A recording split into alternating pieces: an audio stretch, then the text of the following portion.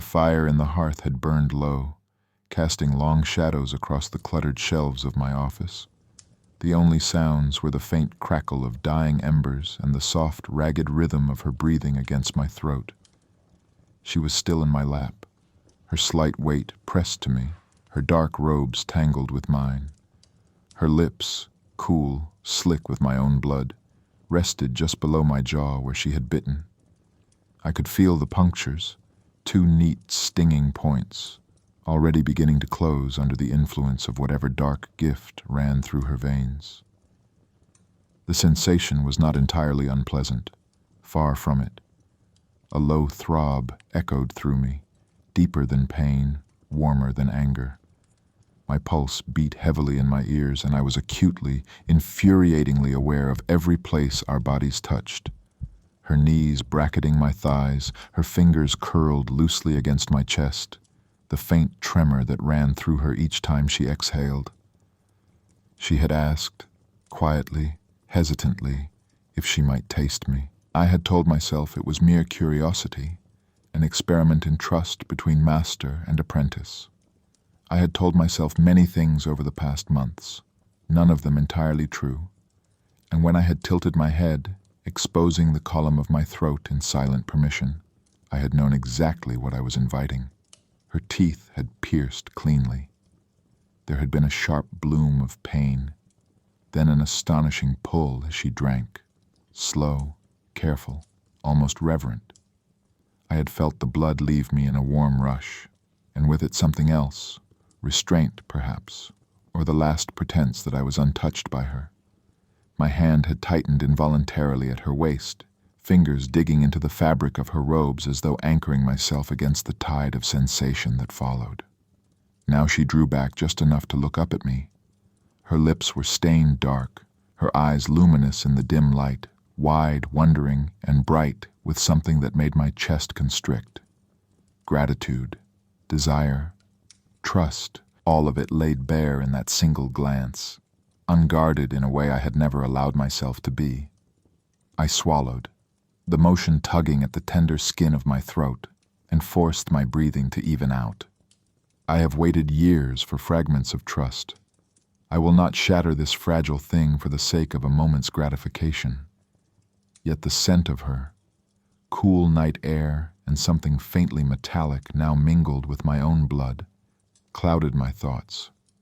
Her hair brushed my cheek as she breathed, and I felt the minute shiver that ran through her when my thumb unconsciously traced the line of her spine through her robes. "Enough," I murmured, the word rougher than I intended. Not a command to her, but to myself. She lifted her head again, searching my face. There was no fear in her eyes, only that same luminous appreciation, as though I had given her something priceless rather than a few ounces of blood. Her tongue darted out, catching a stray drop at the corner of her mouth. I closed my eyes for a brief moment, gathering the tattered edges of my composure. When I opened them again, I schooled my expression into something closer to its usual severity. "Are you sated, little one?" I said quietly, my voice low, steady, thank the gods. She nodded, and I felt her fingers trail my neck under the collar. She was searching, worried. I could see it in her face. And I am unharmed. A small lie. I was far from unharmed. I was undone in ways I could not yet name. Her fingers tightened against my chest, and she whispered, "Thank you, Professor." The formality of the title in this moment, spoken soft and trembling against my skin, nearly broke me. I drew a slow breath, held it, released it. "Return to your chambers," I said at last, though every instinct screamed against letting her go. "It is late."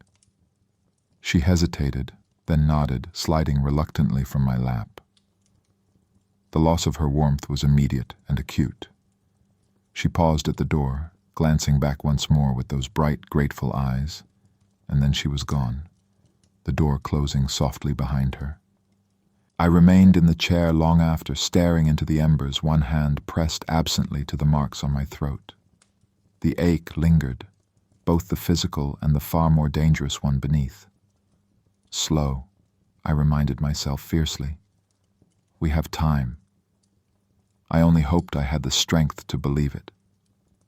I did not move from the chair for a long while after she left. The dungeon air felt thicker than usual, heavy with the scent of old stone, potion fumes, and something new, something copper-bright and intimate that clung to my skin.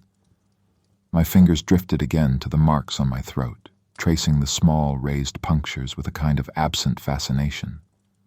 They were already fading, the skin knitting itself together with unnatural speed, but the memory of her mouth lingered far longer than the wound. Eventually I rose, the motion stiff, as though my body protested the return to ordinary discipline. I extinguished the lamps with a curt flick of my wand and made my way through the darkened corridors to my private chambers. The castle was silent at this hour, the students long since abed, the ghosts drifting elsewhere. Only the faint echo of my boots on stone accompanied me. The door closed behind me with a soft, final click. I did not light the fire. I did not need the warmth. My blood still ran too hot. Instead, I crossed to the narrow window that looked out over the black lake, its surface a sheet of polished obsidian beneath the winter moon. I stood there, robes hanging open, one hand braced against the cold stone sill, and let the chill seep into me. What have I done? The question circled, relentless. I had permitted, no, invited, my apprentice to drink from me. Not in extremity, not in battle, but here, in the quiet sanctuary of my office, with deliberate intent. I had felt her hesitation, her trembling need, and I had offered myself without reservation, and she had taken. Gods, how she had taken, gently, reverently, as though I were something sacred rather than the bitter, broken thing I knew myself to be. I closed my eyes and the sensation returned unbidden.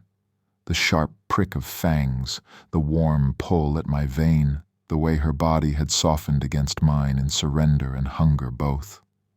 I had spent decades perfecting control, over magic, over emotion, over desire. I had survived 2 masters, 2 wars, the slow erosion of hope itself, by never allowing myself to want what I could not safely have.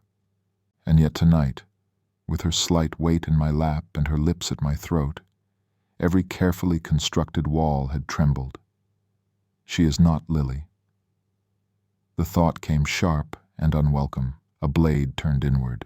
No, she was nothing like Lily, neither in looks nor manner, yet the echo was there all the same.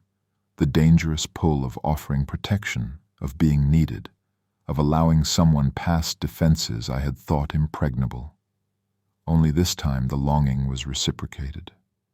This time I had seen it shining in her eyes, gratitude, wonder, desire, directed at me. I turned from the window at last, shedding my outer robes with impatient movements. The fabric felt confining, abrasive against skin that still remembered the press of her body. I poured a measure of fire whiskey from the decanter on the sideboard, but did not drink. I only stared into the amber liquid as though it might offer answers. What is to come? That was the true question, the one that coiled unease in my gut, even as anticipation flared. She would return tomorrow for her lessons, composed and respectful as always, perhaps with a faint flush at the memory. And I would watch her across the cauldron, note the way her hair fell forward when she concentrated, the graceful economy of her movements as she chopped and stirred, and I would wonder how long I could maintain the fiction of mere mentorship. I wanted her. Not merely her body, though Merlin helped me, I wanted that too. But the quiet moments afterward, the shared silences, the slow unveiling of secrets. I wanted to teach her more than potions and defenses. I wanted to guide her through the shadowed parts of herself she was only beginning to understand. I wanted to be the one she turned to when the thirst became too much, when the darkness whispered too loudly. But I would not take. Not yet. Perhaps not ever, if that was what wisdom demanded. She was young, barely past her majority, and newly come into her nature. The bond between vampire and donor could be profound, addictive, perilous. I had read the texts, seen the warnings. One did not rush such things. One did not exploit trust newly given. I set the untouched glass aside and sank into the high-backed chair by the cold hearth. My head fell back, eyes fixed on the shadowed ceiling. Slow, I reminded myself again, the word a mantra against the ache. I would give her time. I would give us both time. And if in the end she chose to come to me fully, of her own will, without coercion or desperation, then perhaps I might allow myself to believe I deserved it. Until then, I would endure the wanting. I have, after all, endured worse.